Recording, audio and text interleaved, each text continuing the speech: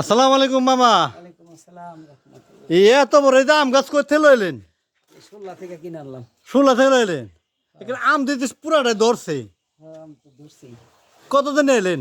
800 টাকা। 800 টাকা?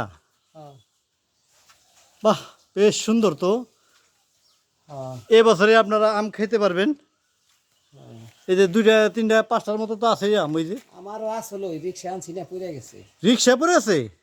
রিক্সায় যে আনছি ওই সময় জাকি লেগে পড়ে গেছে। ঝাঁকি লেগে পড়ে আছে? হ্যাঁ, আমারও অনেকগুলি আসলে।